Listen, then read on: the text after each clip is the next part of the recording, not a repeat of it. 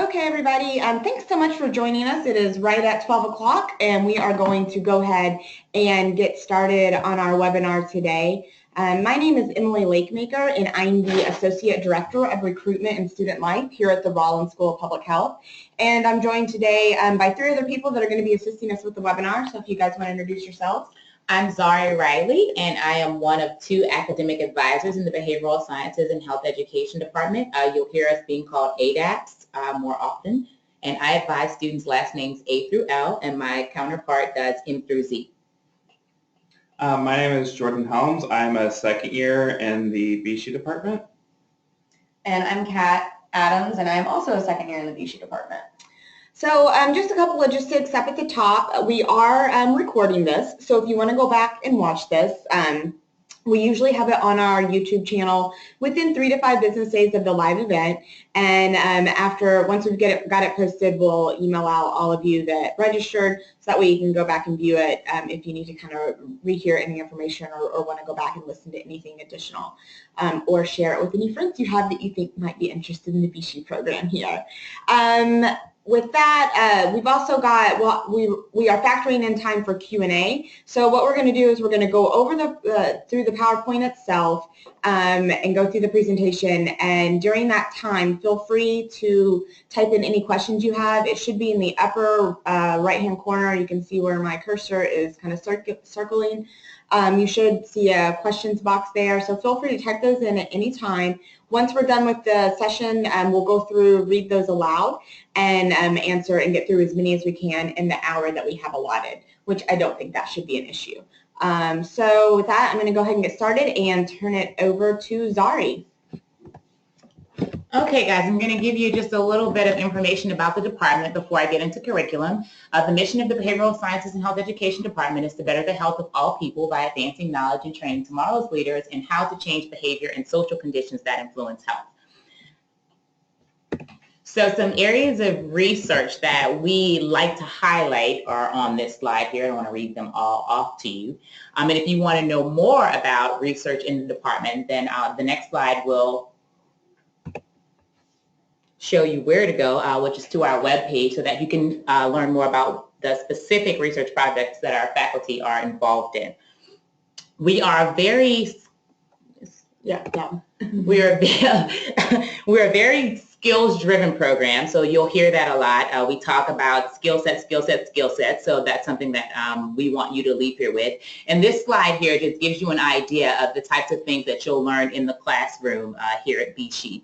So, and when we say that we're skills-driven, that means that in a community needs assessment class, rather than go and sit and listen to a lecture, you'll be in groups, you'll have a community partner, a community agency that you're partnered with, and you'll actually produce a community needs assessment at the end of that class. And so you'll do that in most of your coursework here in the BC department. So I don't want to go too fast. I feel like I'm going really fast. But the requirements of the program. So it's a 42 credit hour program, and it's done over 2 years, 4 semesters. We don't hold classes in the summer. So typically students will go and work on their practicum. I like to tell students that it's your last free summer before you work a full-time job. So you may also want to go and see the world. But in addition to the 42 credit hours, we have a practicum requirement and a thesis or capstone. That's the culminating experience. So that's pretty much the here's what I did, here's what I learned. And you can choose to either do a thesis or to do a capstone. The thesis is a paper, the capstone is a course. But they both, the deliverable for both is a very long paper. And with our 2 students that we have, if you guys maybe want to talk about what you did, if you did thesis or capstone, practicum, give your insight.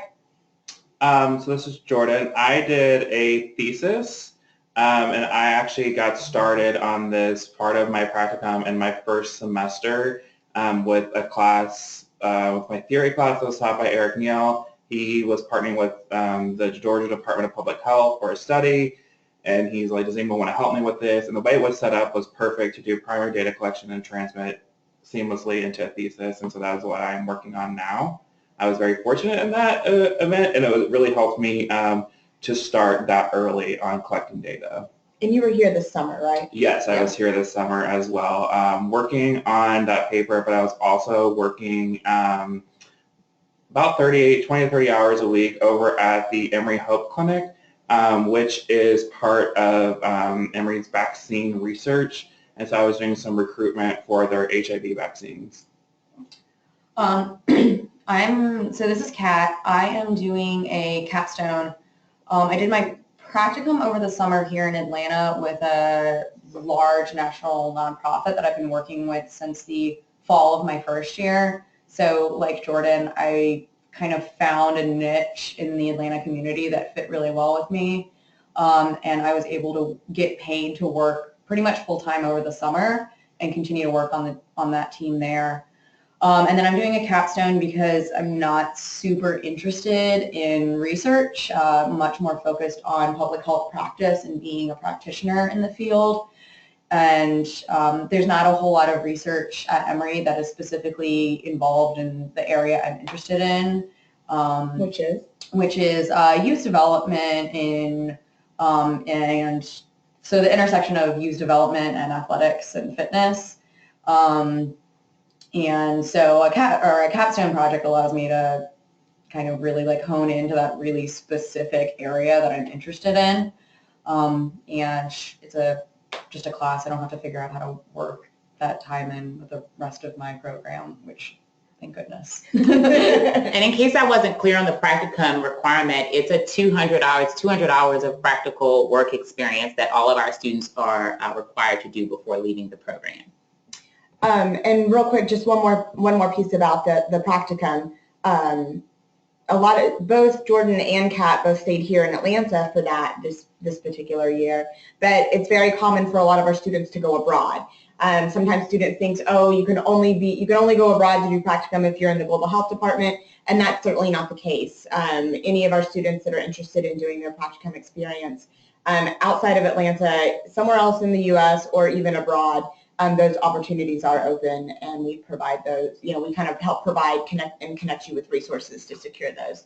And also, you do not have to only be interested in domestic work to be in BSHE, Behavioral Science Health Education.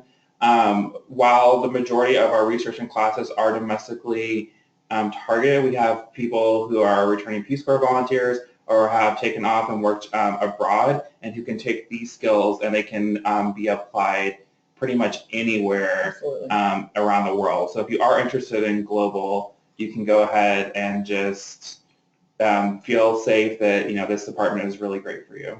Absolutely. And that's what makes, despite the fact that there's really no one at Emory that focuses on, my area, it doesn't matter because I have skills that I learn in the classroom and with my experiences in the classroom and directly take it to my workplace. And the content may be different, but the skills are the same. Qualitative data collection is still qualitative data collection. And so those skills transfer very well regardless of the community you're in, your topic area, your population. Like those skills go from one to the next very easily. Great. And so here's a look at our curriculum. As I mentioned before, it's 4 semesters of coursework. You'll see your year 1 and your year 2 and the courses that you'll be required to take. In addition to these courses, you can add on your electives. Down at the bottom, that very tiny box, those are some core courses that you can fit in. You fit them in wherever you'd like. You don't have to take them in any particular semester. You're required to do 42 credits, but on average, our students are graduating with about 50 credits. We have a flat rate tuition. That means that once you register for 9 credits, it's the same price as if you were registered for 19 credits. And so our students like to get more bang for their buck, but do not register for 19 credits. Please do not. But so you're paying the same amount of tuition over all 4 semesters, and you can take classes not only at Rollins, but you can take classes all over Emory University. So if you wanted to take a language class, for instance, you could do that. The nursing school offers Spanish for healthcare professionals, and that tends to be very popular. If you wanted to take a physical education class because you just want to get in shape, that's also an option. Or an art class? Yes, or an art class. Or anything. I know I have a friend, not in the BSHE department, but she's taking a class in the law school regarding healthcare policy, healthcare law. Law school, business school, nursing school. Yeah. So all of the other graduate schools are open. Yeah. And I would say that I took about 1 elective class per semester on average was because I was interested in either building more skills or I was really interested in a content area. And it wasn't too much more coursework. Yeah. I think most of our students are probably graduating with 50 or so credit hours, despite only 42 being required for the program. Yeah, I'm graduating with, I think, at least 48, if not more. And I did not take a lot of electives because I wanted to work, because I like working. Which is totally fine, because you can just be like, I'm sticking to the 42, and that is 100% okay. Yeah. We just have some overachievers. So this is just to give you a better idea of the practicum and the culminating experience. You'll see under the practicum that it's 200 hours, and those are some organizations where our students have worked to fulfill that requirement. And then under the culminating experience, students choose either the thesis or capstone, as mentioned before, and then you'll see some titles of thesis papers that were written or capstone projects that were completed. And I'll give you a second to read those. Ooh, diabetes and urbanization in India. I want to read that paper.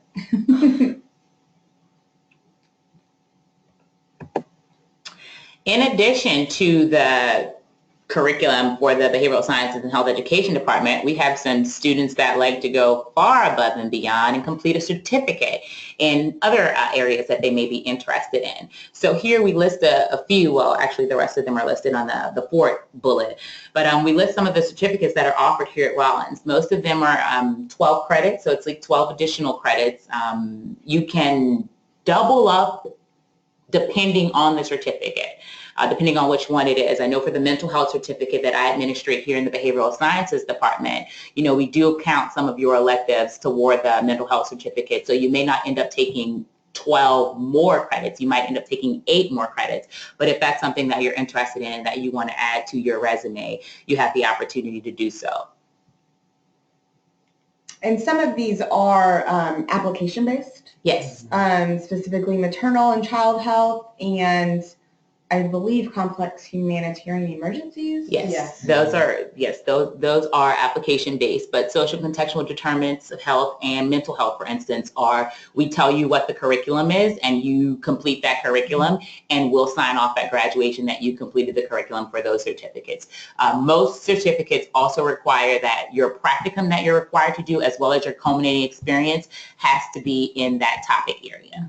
And also with the certificates, you are required to go to, you're going to help me out here, 2 journal clubs? It depends on which ones they are.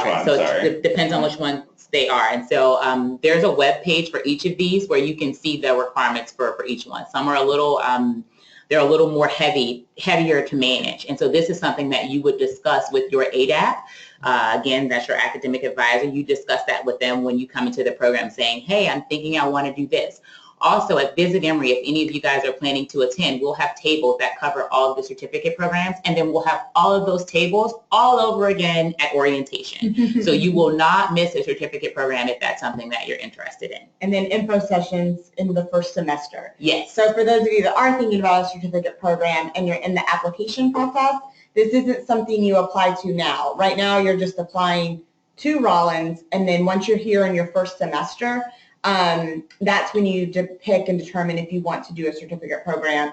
And if it is application-based, you would do that application in your first semester here and then begin the coursework in your second semester. So it's not something you really have to stress out about now. We just kind of want to give you the list of all the different opportunities and things to get involved at when you're here. The admissions process. Yay, this is it. So in the Behavioral Sciences Department, we are we're very serious about our holistic review. And that means that we take every part of your application into account. So what happens is you prepare this fabulous application and then we review it, we prep it, we pull out all of the good things that you're putting in there and we send it before the faculty admissions committee and then they review you.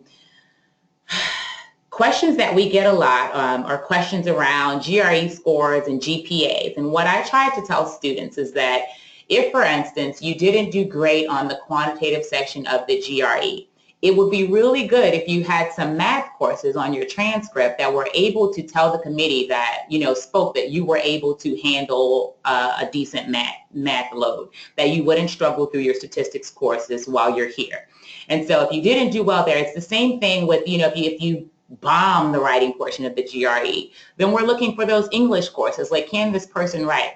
When we're looking at your application, we look at it from the view of, is this person able to succeed in this program? And so it's like, if we see that you're able to succeed in the program, you'll be successful, you're not going to come here and struggle over the course of 2 years, then we're happy to have students come. And do you have a passion for public health? Some other things that really, really help applications are letters of recommendation from faculty members. It's very difficult to look at an applicant, that might struggle academically, and then you read this wonderful letter of recommendation from a faculty member and then to deny that person, because you basically have one faculty member saying to another faculty member, trust me, this person is amazing. And so you're like, well, their GPA doesn't look amazing, but you still want to trust that another faculty member who has taught them thinks that they're great. And so that speaks volumes for an application. Also, your personal statement. Your personal statement is a good place to put all of the questions that you think that we might ask about your application. Address those in your personal statement. If freshman year didn't go so well, say that freshman year didn't go so well in a personal statement. Let us know who you are. Take us on a journey. Let us, we want to, when we finish reading the personal statement, we want to feel like we know who you are. And it's my counterpart and I often talk about students' personal statements. We're like, oh, you remember she was the one who this and that. Oh yeah. And so we really like when you take us on that journey with you. And your experiences. We get a lot of students that are coming straight from undergrad, and some that may have not even known about public health while they were in undergrad. So it's okay if you don't have a plethora of public health experience. Put what you do have, and it looks really well when you say, yes, I just discovered public health, and as soon as I discovered it, I started volunteering at a clinic nearby so that I could gain more experience before coming to school, just to have some experience in the field. And public health is great because everything is public, especially in the behavioral sciences department. Like, if you interact with people in any way, shape, or form, that's kind of behavioral science. Like, that is public health. So, like, you can, if you are smart enough to be thinking about a graduate program, you are certainly smart enough to swing whatever work experience you have in, like, this is how I have been exposed to public health. This is how I have skills that are related to public health. Because public health is everywhere. So, all of the things. So just keep that in mind, that don't think public health is just like getting people flu vaccines. It's so much broader than that. Yeah, if you've done research in neuroscience, you can do, those skills are transferable. You can do research in public health. Don't feel like you should leave things off your application or resume, CV, whatever it is that you're submitting, because it's not public health relevant, because it probably is. I would say I had a very usual pathway to Rollins into public health. So I started undergrad as a music major, and then I went to biology and chemistry, and then now here I am in public health and more of the social sciences. So I have a very interesting background, but not everybody who is at Rollins, and especially in the BC department, has the same background, which is really great, because public health and especially behavioral, we pull from so many different other disciplines. Mm-hmm. So there are people that are more clinically trained, and we do have people that are more anthropology or sociology. Mm-hmm. And some of the students are either their dual degree, so in the School of Nursing, PA School of Medicine, or they're practicing clinicians that have their MDs, their PAs, and they're getting this on top of that. So we have anybody who's interested in health, really. Yeah. And you can see on the screen here, on the left side are the list of items required to apply, and on the right side is kind of the process for it. So you would have to go through SOPHIS, which is the Schools of Public Health Application Service. Everything goes through SOPHIS. You're not sending anything or applying anything directly to Rollins. You do need to submit everything through there, which it makes it easier. You're only having to submit your transcripts once. You're only having to submit all these things one time, and then you're telling it what schools you want to apply to. So it kind of it just coordinates that whole process for you. And we are on a rolling admission, so if you got your application in by the January 5th priority deadline, For that, you would be automatically considered for some funding, which I think that's our next slide, so we'll get into that in just a minute. And then after that deadline, we continue to accept applications as space is available in the department. So, from this point on, once a department reaches their capacity, they could stop accepting applications. So you want to, if you haven't applied yet and you're thinking about it for fall of 17, go ahead and get that application in, so that way it can start being reviewed. All right, so funding opportunities. How are you going to pay for it? I think this is an important one. As I just mentioned, we do offer some merit awards. If you get your application in by our January 5th priority deadline, you will be automatically considered for these. There is no additional form or application you have to fill out for that. Like I said, we do accept applications after that deadline, but if we receive it after January 5th, you would not be considered for those merit-based awards. I will say that those awards are quite competitive. We award about 40 a year, and we bring in a class of about 500 to 550. So, you can see the math on that of the competitiveness of those awards. So just kind of want to keep that and make sure everybody knows that. We do, outside of that, there are plenty of other funding opportunities that are not exclusive to that January 5th deadline. Primarily REAL, which is our Rollins Earn and Learn Award, which is a work-study type program. If you are awarded this as part of your financial aid package, then you're eligible to apply for the jobs that are created for our Rollins Earn and Learn program. And that is where we've partnered with about 100 agencies across the city of Atlanta, including CDC, the Carter Institute, CARE, American Cancer Society, Boys and Girls Club, various nonprofits, departments of public health. I can keep going. And we've partnered with these agencies. They create jobs for our students. And then if you are awarded REAL as part of your financial aid package, you can apply for those jobs and earn up to $2,000 a semester or $4,000 a year. And you're working about 15 hours a week or so. But it's legitimate public health work. I mean, you're not making coffees, you're not getting coffee, you're doing programming, evaluation, data analysis. You're doing actual legit work and making phenomenal connections. These sometimes can turn into practicum experiences, and they can sometimes frequently turn into real job, like a real job once you've actually graduated. Yes. Your real job could become your real job. So that's important to know, or at least help lead to it. The key thing to keep in mind with REAL, as well as our mission-driven scholarships and any of our other financial aid that's need-driven, you have to fill out FAFSA. So for domestic students, those of you who are eligible to fill out FAFSA, if you haven't filled it out yet and you're applying for fall of 2017, stop what you're doing, stop listening to this and go do it right now. Because most of those awards outside of our merit-based scholarships are REAL, and some of our mission-driven and need-based are frequently awarded most on first come, first serve. So we have to have your application in-house and your FAFSA form in-house to kind of match those up, and that's when we start making those financial aid awards. So get it in soon, get it in quick, and that's the chance. The sooner you get it all in, the more likely your opportunities are to receive some type of funding. Once you're actually here as a student, we have a couple of awards to help with practicum. You can see those two in the blue, Global Field Experience and Global Health Institute. We talked a little bit about students going abroad for their practicum awards, and that's what these are.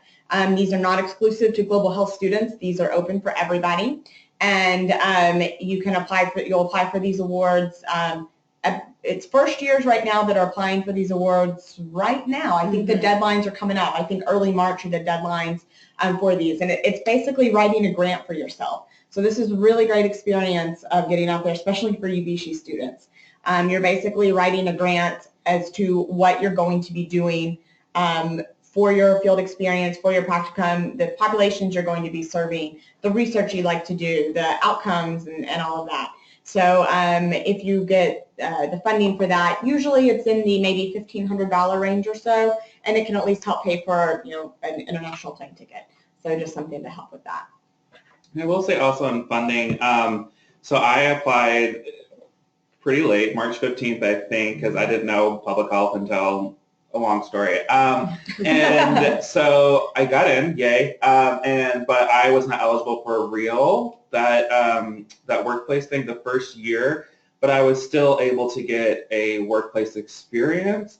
And I also, because I filled out the FAFSA again, I was able to get real for my second year. So that's also a thing. And then another thing that I said on a panel once about financing your degree, which I didn't know because I don't know anything about finance, but the thing to remember is that no matter what program you go to, pretty much the master's degree is the most expensive degree that you can get. So it's not just, Rollins isn't offering this, or, they're not offering that. It's everybody is pretty much in the same boat in accordance to masters. Depending where you go, it's really good thing because this is an investment in yourself to help you in your career. A lot of people now are looking for people who have advanced degrees, and a lot of people, because the MPH is kind of a newer thing, newer as in 50, 60 years ago, people aren't getting these. Mm-hmm. People are now looking for recent graduates that have their MPH because it shows that they have all this skill set. So it really is an investment. But I've been told and been reminded as I'm at second year this graduating, you will get a good return on your investment. So I'm really hoping for that. And I've seen other alumni where they go. So it really is you do get your money's worth as well. Mm-hmm. So if you haven't had a chance to visit with us yet, you can visit this link here and see some of the opportunities to come by. We have the info sessions. We do those once a month.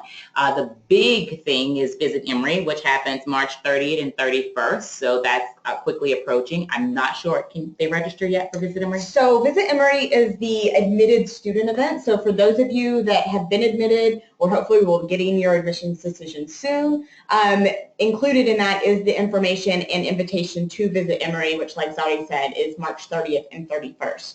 Registration for that will open February 13th, and it will be on the admitted student portal, which you get all the information for that in your acceptance packet as well.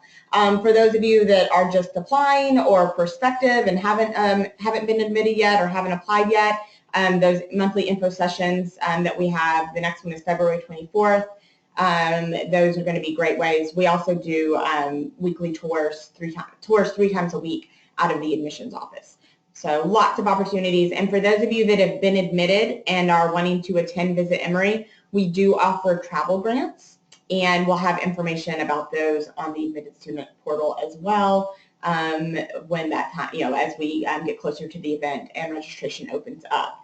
We also provide student housing with a current student to help cut down on your cost for that. If you're not having to pay for a hotel, you can stay the night. You can stay during your time here in Atlanta with the current Rollins students and save on those costs. So all that information is on the portal as well. And if you can't make Visit Emory, we are happy to host you on a day that you can come, but I strongly encourage any student that's seriously considering this program to try and make Visit Emory, because all the stops are pulled and you're going to get a very good idea of what it will feel like to be a Rollins student if you come to Visit Emory. Mm-hmm. So if you're struggling with your decision, you don't know, you've been admitted to several places, that's our day that you can come and really see us and see, like, is this the place that you want to be? Yep. Yeah, I agree. I went to several admitted students day, and I don't think I would have decided on Emory had I not come and visited.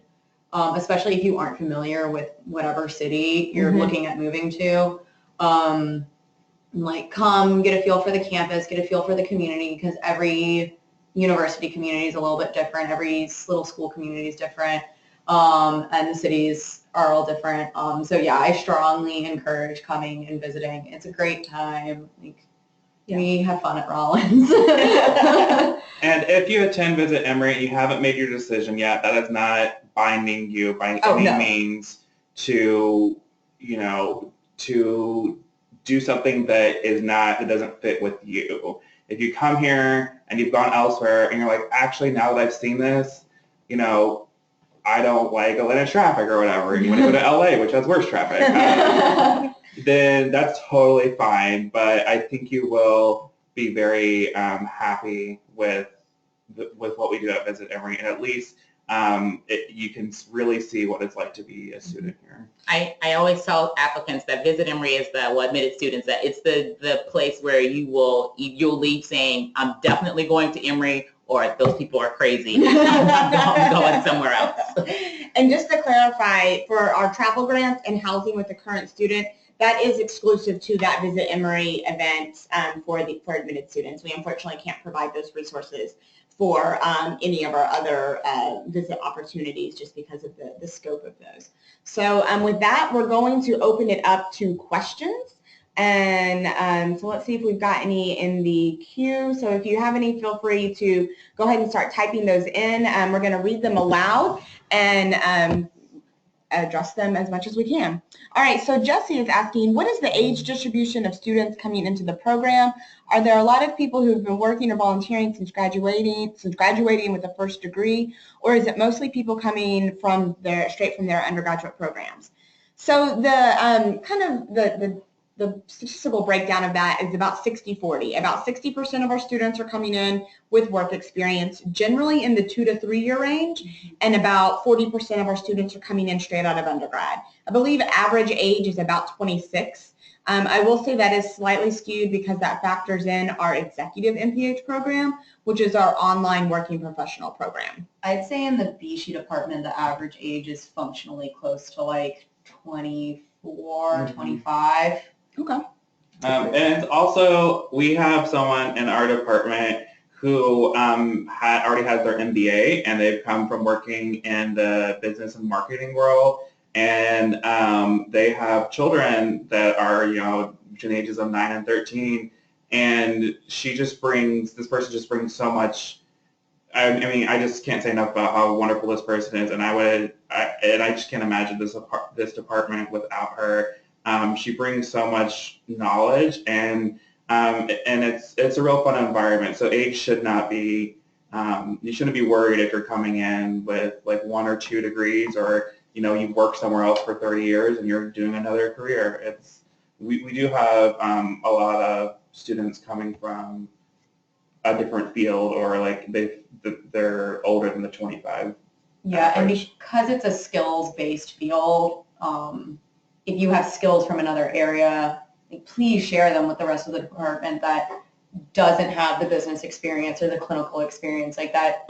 That enriches it for everyone, and you can see how public health can fit in and connect with different fields, and how public health can learn and kind of pull the best practices from a lot of different fields. I think having that variety and that diversity strengthens both our department, but then the field as a whole. Mm-hmm.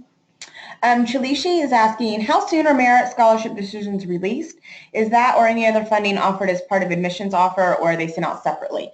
So they are sent out separately. Admissions offers have started, and that kind of helps answer McCall's question. So we've already had some admissions decisions start rolling out. So for those of you that got your application in prior to the January 5th deadline, you may have started receiving those admissions decisions. And then from there, they kind of roll out basically when we get them. It takes about 6 to 8 weeks to get your decision once you apply.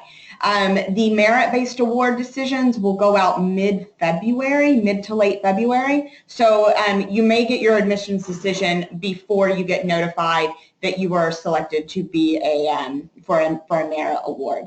And then for our other funding for things like REAL, mission-driven awards, and need-based awards, the things that are based on your FAFSA form, those usually, your financial aid packaging usually comes out mid to late March. So you'll have all of that cumulative information that you need to know certainly by the April 15th deadline of when you need to tell the schools that you've been admitted to if you're coming. So you'll have your admissions decision, you'll know whether or not you got a merit-based award, and you'll know what your total financial aid packaging will look like by that deadline. So you may have to wait till probably the end of March to kind of have that full picture.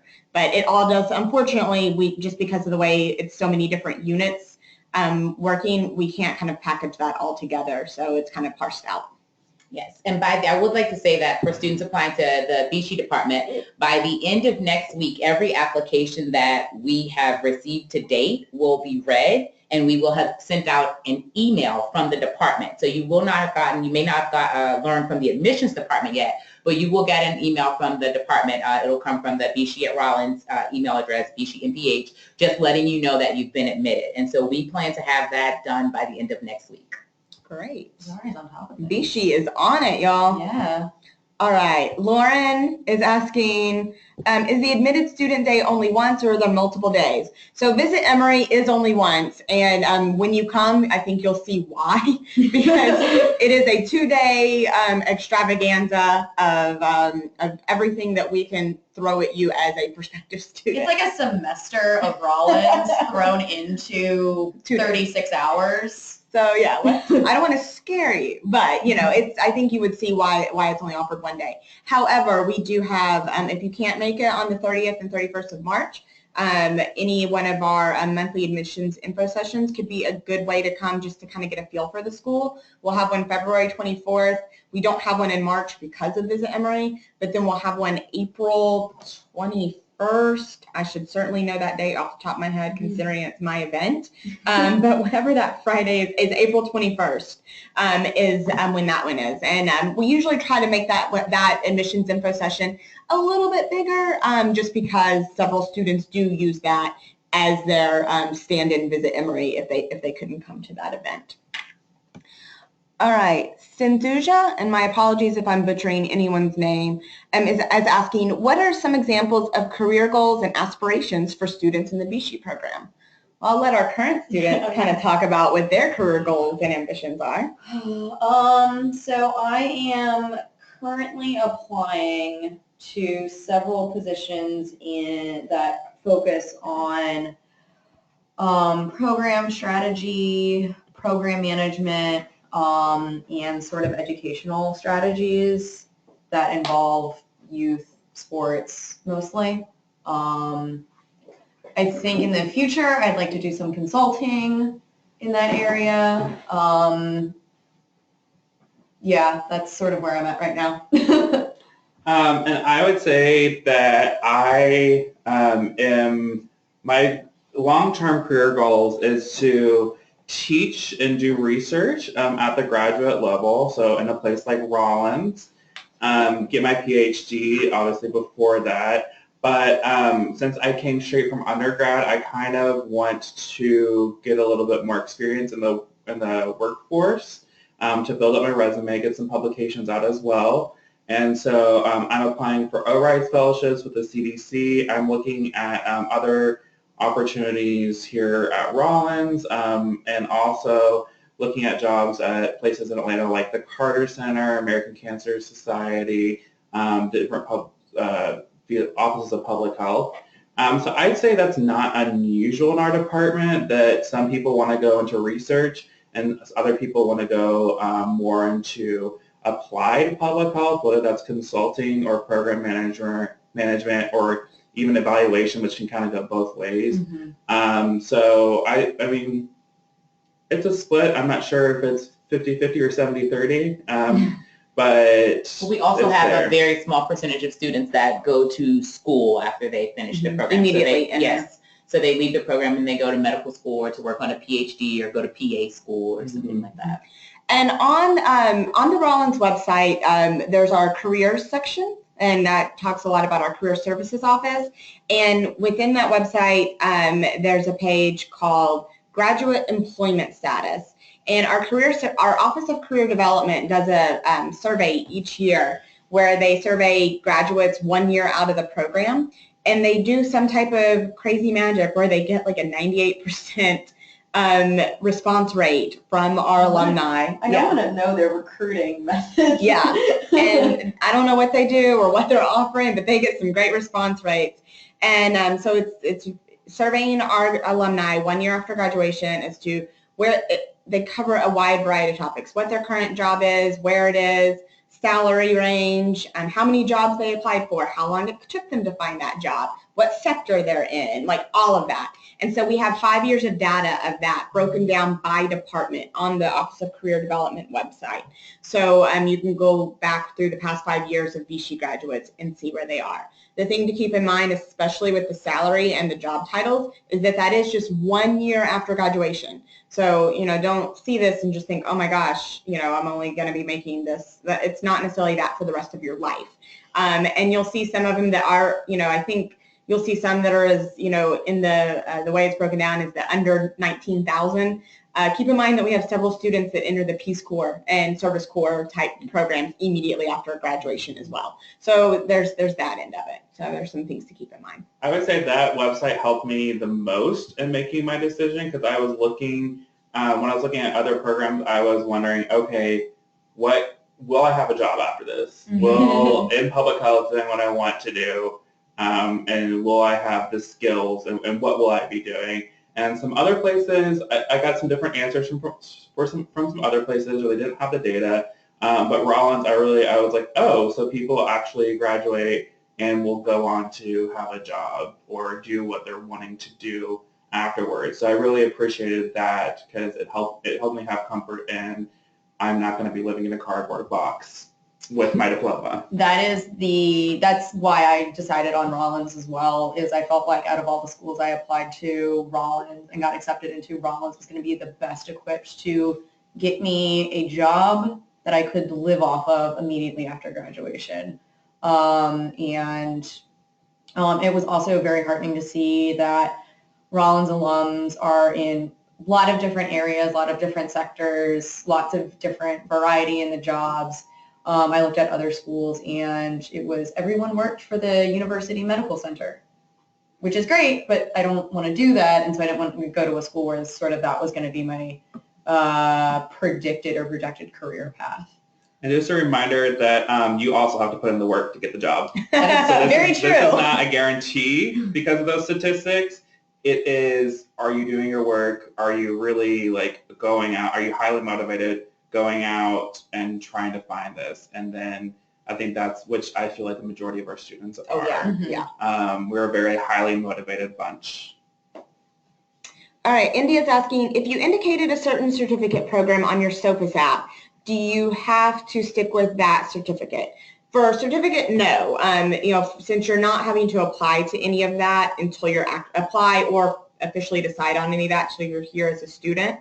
If you indicate your department that you're applying to and you get accepted into that department, that's a bit of a different story. It's just much more difficult to change departments.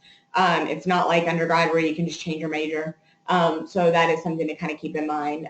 Do a lot of research on our various departments to make sure that you do know you want to apply to BC or you know you want to apply to EPI, because once you're here, it is a bit difficult. It's not impossible, it's just not encouraged, and it's a bit difficult because your application is reviewed by the department that you're applying to. So if you want to do BC and that's what you apply to, but then you think, oh no, I'd rather do EPI, but they haven't looked at your application, and so they may have already reached their capacity or something along those lines.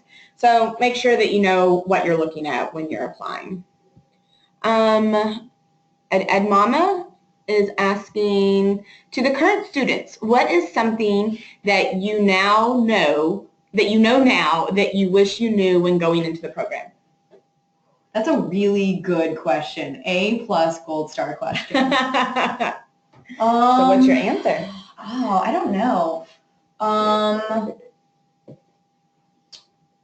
A couple things. Some of them are, Jordan and I were actually talking about this before the webinar. I wish I had fit in more qualitative data and methods into my coursework in a more formal way. I've gotten experience through work and other projects, but I wish I had more formal training on that. So that's a little bit of a, wish I had made time for that. But we have made some changes to our curriculum, so that won't be the same for students coming in. Yeah. You'll be forced to take these courses that Which is good. Highly necessary.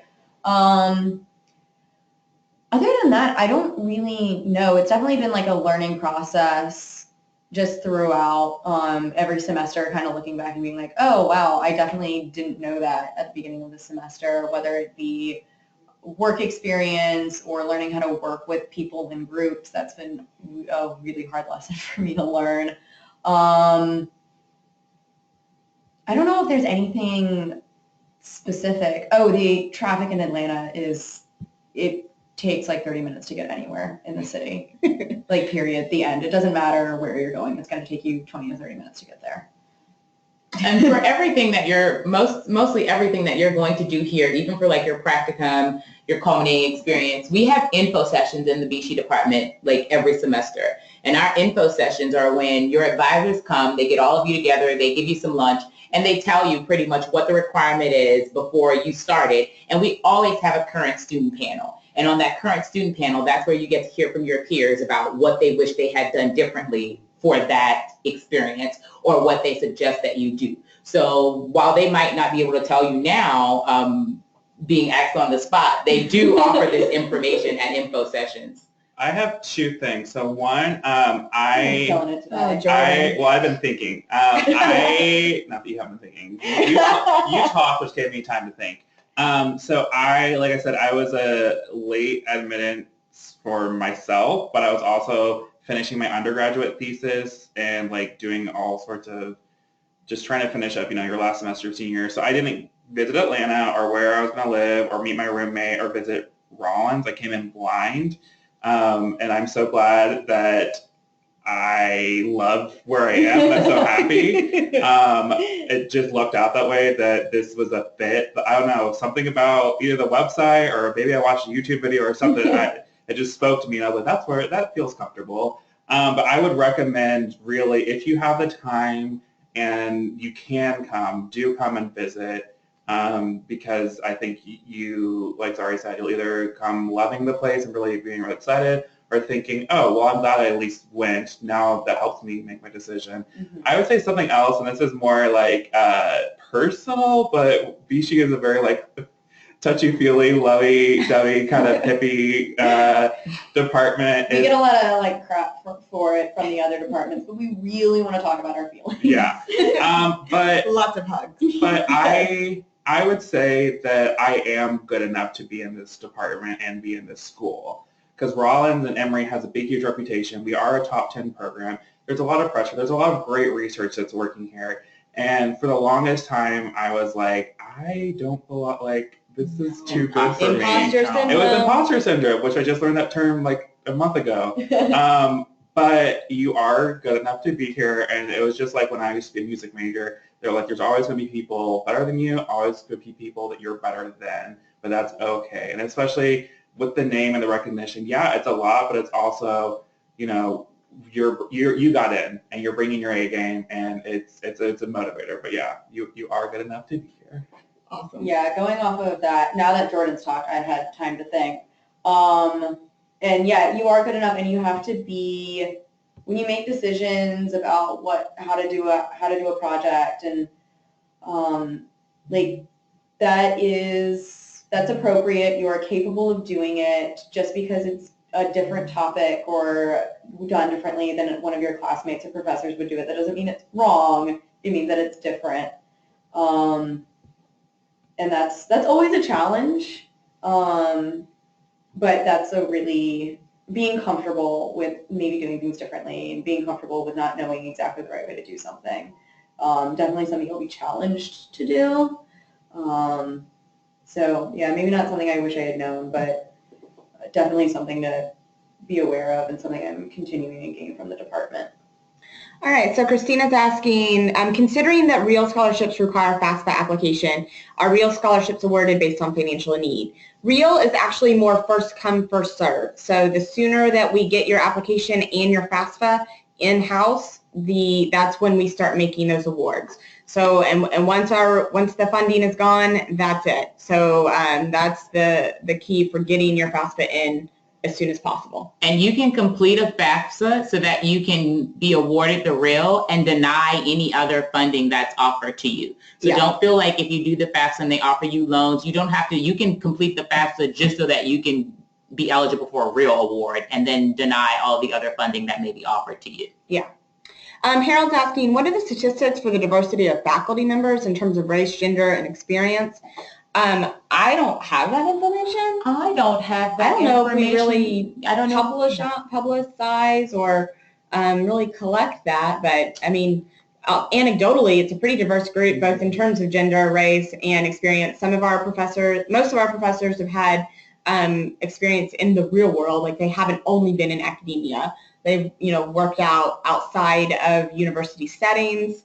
And our faculty all have profiles, and that's even our adjunct faculty on the website. So that might give you a better idea of where they're coming from, where they're coming from, and where they're planning to go, just with their research. Yeah, on the Rollins website, there's a section called faculty. You can go there, you can look them up and filter by research area. So if you're interested in any one particular area, you can look for them there. I will also say that I've been told that Emory is one of the most diverse, and however you define diverse, private institutions, especially within the South.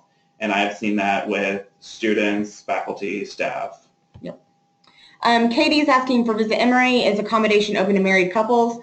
If you're looking to stay with a current student, no. Those opportunities are for students traveling individually. And some of those the requirements, things like that, are all listed out on the admitted student portal as to what the expectation of the host is versus the student that is coming to stay. So there's more information on the portal for that. Michael is asking, if you submitted your application prior to the January 5th deadline but didn't have FAFSA in until, say, this week, would this affect an admissions decision?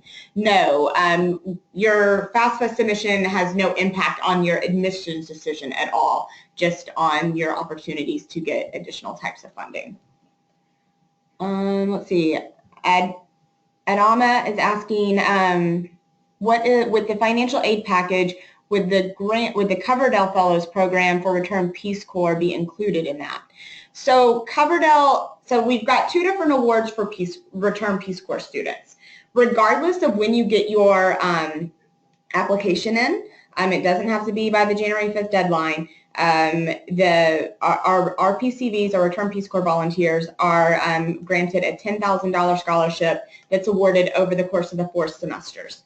If you did get your application, as a Return Peace Corps volunteer, if you did get your application in by the priority deadline of January 5th, you would then be considered for our Coverdell Fellowship, which is some additional funding outside of the $10,000, but you wouldn't get both. If you got Coverdell, you wouldn't also get the $10,000 award because Coverdell is more and includes also a stipend for practicum and some additional resources. So if you got your application in by that January 5th priority deadline, you will be contacted to submit some additional materials to be considered for that fellowship. If you don't get the fellowship and but you are an RPCV, you would get the $10,000 award. So she's also same question. Same student is asking, how is living in Atlanta? So I'll turn out the students. Jordan, you can go first on this one. Let's try to give about a minute each because we want to make sure we get to all the remaining questions we have. I like living in Atlanta. I moved from Nashville, Tennessee, and previous to that, I'm from Louisville, Kentucky. So it just keeps on getting bigger and more southern, I guess, straight down I-65. I like it. I like Atlanta. The traffic, I have a new thing, like a mantra, where I'm just like, am I really going to let, 15, 20 minutes ruin the rest of my day? And what's really great is that most people in Atlanta, if you're late to like a meeting or like 5 minutes late to class, people are like, traffic? Yeah. Okay. And it's pretty much understood that if you say 9 o'clock, like between 9 and like the other day I came into class that I was TAing for and like 3 people in the class and it was 2 minutes till the class started. I was like, traffic is a beast. So we just waited an extra 10 minutes and it was fine. Mm-hmm. So the traffic area, it's a big city, so that's expected. But I love living in Atlanta. There's a lot of things to do. But if you want to be more introverted, it's totally cool. There's little like areas. Yeah, I love Atlanta. My favorite part of Atlanta is that because it is so spread out, near the most sprawled metropolitan area in definitely the country, maybe like the Western world. I don't know. Fun fact from class.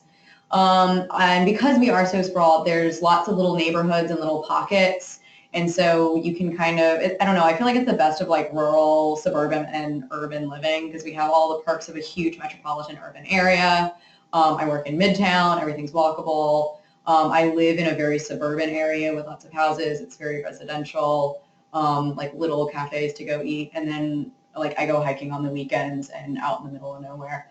So I love the diversity that Atlanta offers, and each neighborhood has its own special personality. Mm-hmm. Yeah. So Joseph is asking, I'm from Kenya and I wish to apply for a master's program. Do I need to do the GRE? Yes. So it is required to have your GRE. We also accept MCAT.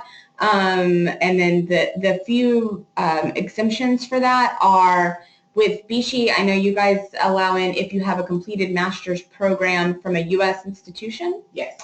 Also for any of our other programs, including BC, if you have a completed PhD or MD from a U.S. institution, you do not need to have a GRE. But we will waive it for a foreign medical graduate that is EFCMG certified. Yep.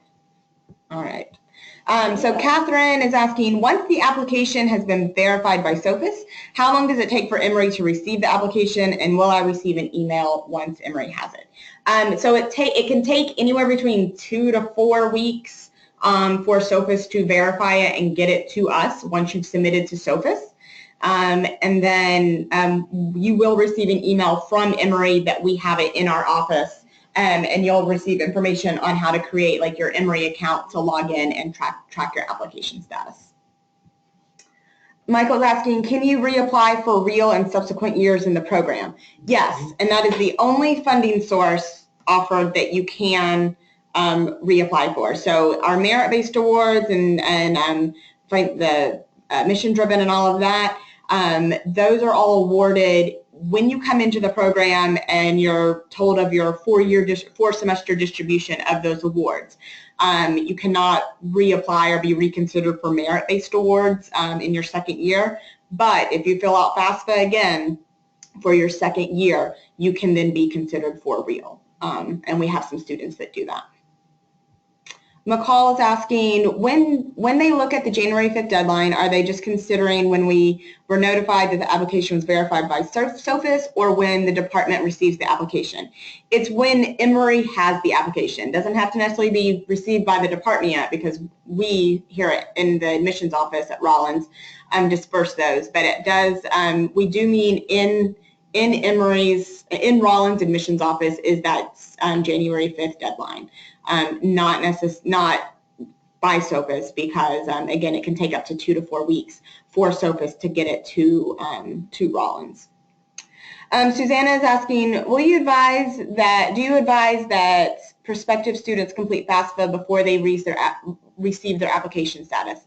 Yes, we tell students to fill out FAFSA as soon as possible. FAFSA opened in October of this past year. Yeah, so it's starting to open earlier. It used to open in January. You can use your previous year. And you use your previous year tax information, so that way you're not having to wait until you file taxes. You Exactly. can use your tax information from last year to do your FAFSA for this year. Yes, so fill it out soon. Get it done. Yeah, just get it done. All right, Adma is asking, is there on-campus housing available? Do most students live off-campus? And what is the cost of living? So Emory doesn't have any official on-campus housing for graduate students. Most of our students are all living off-campus. There's a ton of apartments, houses for rent. I would say most of our students live in a 1 to 2 mile radius of campus. Would you guys agree? Yeah. Yeah. It's pretty easy to navigate and get around. There's shuttles, Emory campus shuttles that are free. They go all over campus as well as to some of the larger intersections right off of campus. So if you live in those areas, you can easily walk to a shuttle stop. Cost of living, I would say, is quite affordable, especially compared to New York, DC, San Francisco. I think average rent that our students pay is between $500 and $700. That's usually with the room. That's with the roommate. But so you could get a 2-bedroom apartment around Emory for in the $1,200 to $1,400 range easily. And we'll have more about that. We're having a financial aid webinar on Monday. Yes, that I will also be on. Pat will be doing that with me. Where myself and another student will be kind of breaking down our monthly budget. So That's at noon? Noon on Monday. On Monday, yeah. So stay tuned for that. And if you haven't registered for that and want to, it's on the Rollins homepage. If you go to the admissions and then find our recruitment calendar, that is all there. And we've also probably blasted you 1,000 times with it through email. So, or you can email me directly, emily.lakemaker@emory.edu, and I can get you that information. So we are now exactly at 1 o'clock and no more questions. So we are going to sign off. Thank you so much for joining us, and hopefully you found this helpful. And like I said, we were recording, so we'll have this recording up on our YouTube channel by early next week, and we'll email you all with the link to that. Thank you so much, and have a great rest of the week and weekend.